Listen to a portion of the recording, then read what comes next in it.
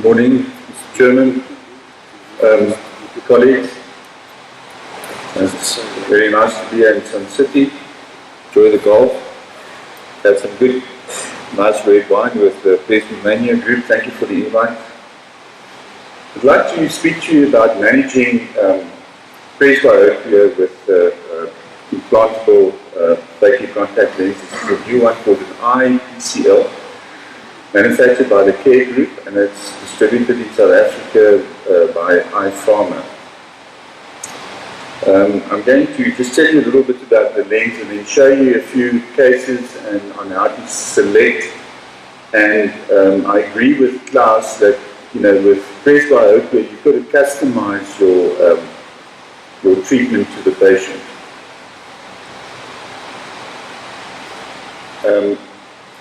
I've done between 50 and 100 of these lenses. Globally, 100,000 of these lenses have been done. These lenses can be used for myopic, hyperopic, toric, presbyopic, and can be used for piggybacking, for refractive surprises, and can be used for monovision presbyopia as well. So it's very versatile. So basically, the way I'm using it is I'm using it for monovision, and also using a presbyopic lens where you implant it in one of the eyes and correct the other eye in a different way with either monofocal implant or with LASIK or whatever. And also you can use it. I have used it for piggybacking with a presbyopic. So you have a patient who was corrected monofocal, but now their friends have had this wonderful trifocal lens, and they also want a multifocality and correction of the presbyopia. You can implant the presbyopic IPCL into the sulcus as a piggyback lens. So it's a foldable acrylic lens. It's not like the ICL. It looks like more or less like an ICL, but it's not like the ICL, which has also got a porcelain component in it. This is a unique acrylic material. It can go through a 2.5 or 1.5 incision. I use a 2.5 incision when the patient is phakic, because I want to really be careful and stay away from the actual crystalline lens. It's less invasive than a refractive lens exchange, so you can keep the lens, crystalline lens of the patient in place if it's clear. It is typically used between 40 and 55 years of age. But in other cases where I'm talking about for presbyopia in this age group, but for any age group you can use the other models. Can also be used for piggybacking after phaco refractive surprise.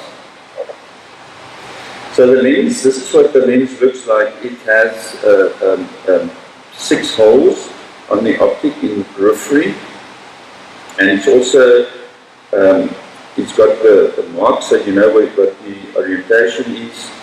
The leading, if you look at the leading haptic, there's a little hole that guides you, and the trailing haptic is on the bottom right. So you know which way. And then the optics, the 2 small little holes on the optic, what is it?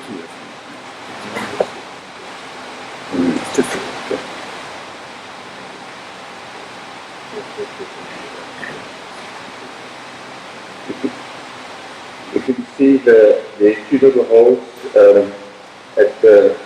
on the optic there, but they should be placed superiorly, so that would be under the eyelid, so you won't be getting glare like you get with the ICL, where you have the aqua port right in the center of the optic. It's also angled, and you know, this angulation of the lens keeps it away from the crystalline lens. And there's a few holes there which causes a flow of aqueous through that area. between the crystalline lens and the anterior chamber.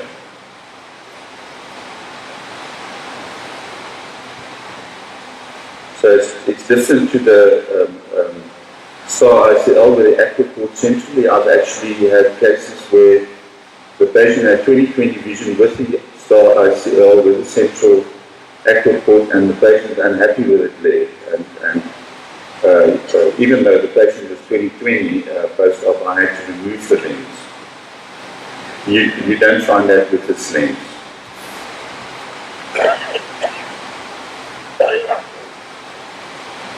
Basically, you make two paracentesis. You can do it under topical anesthesia. You can use a methyl cellulose type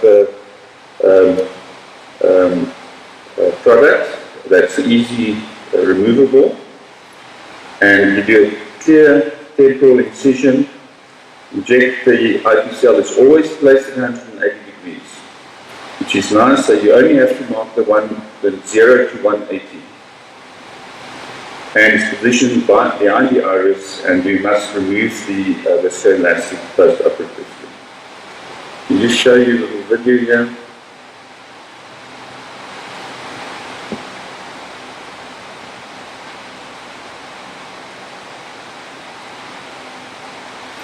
It's just showing the loading of the lens.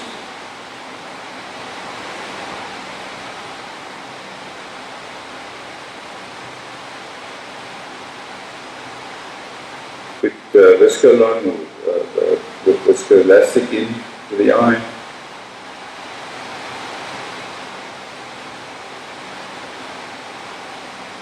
Then goes in very easily. Very easy surgery if you're used to this type of surgery. When you just strap the distal aptic and then the proximal aptic last. And in this particular case, you can see the pupil is a little bit small, so it's a little bit more difficult. But this is you can see the circular rings there. That's a presbyopic IPCL. So the possible complications, pupillary block. I actually still do a iridectomy in these cases with the YAG laser. I've had one or two cases that the pressure was slightly up after surgery, having not done a peripheral iridectomy, and by just doing a peripheral iridectomy, I've lowered the pressure again. So I just do it. I think it's good practice. Cataract is possible in about 1% of cases. You can get uveitis, you can get endophthalmitis, and one of the problems always with these type of lenses is the sizing. So you've got to measure the white to white perfectly with the electronic method. And if there's too little volt, which would mean less than 250 micron volt, or too much volt, more than 750 volt, then the lens would need to be removed and replaced. And you can get glaucoma, and you can also get hyphemas. That's type of other risks are overcorrection and undercorrection, or if you've placed in the toric and you didn't follow the guideline of putting 0 to 180, you can get glare and halos with the presbyopic lenses. You can get retinal detachment, particularly in my hopes. I check the retina before the time. And sometimes there's need to exchange the lens due to the sizing problem. Excellent quality of vision with these lenses, preserves accommodations spherically. No corneal tissue removed, so you're not fiddling with the cornea. If you're not doing refractive laser surgery, this type of surgery is really a good option. As I said, no central holes. I find it easier surgery than using the iris floor lens, and also more astigmatic friendlier. And I think the very attractive thing about this lens is the reversible technology. So we check the pressure. If the pressure is a pre-op high pressure, you should be careful not to implant these lenses. We measure the volt. You can measure it with OCT, or you can measure it even with your pentacam. This is what the presbyopic IPCL looks like. This is the first one ever produced, and you can customize to the patient, plus ads. They can make basically any ad that you want. They can put any astigmatism correction in for you. So it's a truly customized lens. The diffractive area's got a special type of a diffractive technology, which I'm not going to talk about today. I will in my astigmatic talk show you a little bit about why I think it's a good technology, this type of diffractive technology. So I think your very ideal cases are, all of us have been doing laser for many years, so there are a lot of myopes out there that have had their full correction on their myopia, and now they're presbyopic, they've reached mid 40s, and this is a good option. You can solve their presbyopia by implanting a lens of this type of presbyopic IPCL. You can implant it in one eye. And another important thing about these lenses is that your ACD must be at least 280 microns. Do not try and put it in if it's less. There is no rotation required with the lens, which I think is an advantage. You're just putting it in one axis. This is just a 3 months showing in the sulcus where the lens is sitting. And that's also another picture. We also check our endothelium cell counts before the time. It should be, in my view, above 2,000. And then one should monitor it. Just a few cases. This was a specific case, a patient who was wearing contact lenses. She wanted to get out of contact lenses, but with her contact lenses, she was also starting with presbyopia symptoms. So what I looked at was, when I looked at her scans, Bornok here would have said to me that there were some risk factors. So we were looking in terms of doing PRK, we were looking at doing eye LASIK or IPCL. When I started talking to her about the reversibility of this technology, she was very keen on it. So we proceeded to implant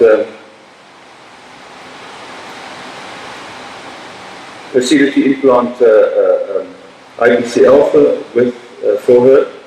She had an outcome of, we used monofocal implants to give her monovision. It's also a good method to manage the presbyopia. The second case was a patient who was developed a cataract in his right eye. He was minus 0.75 with a minus 2.5 cell, which was actually a lenticular astigmatism. In his other eye, he was minus 150, and so we thought to implant. We were thinking of multifocal. I didn't think multifocal was a good idea for this patient because he was used to myopes. I don't really implant the multifocals in a case like this. I would rather see if they would be okay with monovision. So proceeded, did a tested him with a contact lens trial before the time, and he was happy with monovision. And then he decided to do a phakic. Unfortunately, the patient had a refractive surprise. So he wasn't very happy. Also, he had a little bit of dry eyes. Maybe because of the dry eyes, there was a measurement error before the time. And now what? Shall we do PRK? Shall we do eyelets? Should we do a lens exchange? Should we do a piggyback IL? Those are all your options. So you can really go and customize your treatment to this patient. So we managed these expectations. It was quite a cumbersome process. Managed his dry eye, and then we decided together with the patient after 3 months, and I implanted a toric IPCL in the patient in the piggyback lens into the sulcus. He ended up planar. He was very happy because his other eye, he had the monovision. So this was a great job. I've got 2 more other cases, but my time's up. Thank you very much. Can I keep it? Right. They want me to continue with the next case. Here's a patient who had previous holmium surgery for presbyopia. He had now regressed after several years. He was plus 2.5 with a minus 0.5 in his right eye, and he was a plus 3.5 in his left eye. So we were discussing all the options with him. He's 47 years old. He didn't want a clear lens extraction. His one eye was slightly amblyoptic, and the question was, should we do an eye LASIK with him? Well, again, you might sit with the regression, as Klaus also spoke about. So what was a good idea? When we started talking about visibility, and that we can correct everything for him, he was very interested. We looked at his ACD. His ACD was just over 3.28 on the right and 3.2 on the left.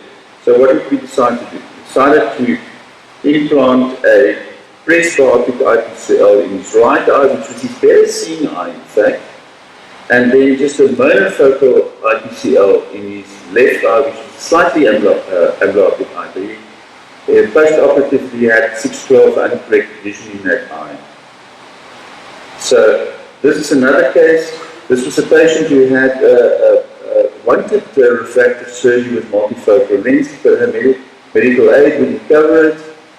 And afterwards, she was ended up, unfortunately, in her one eye, also with a refractive surprise for some unknown reason. Her left eye was perfect with the monofocal lens. So, looking at all the options there, you can go and do LASIK on her, but it's also an hyperope, and she might get regression, or you can go and implant a presbyopic piggyback IOL for her.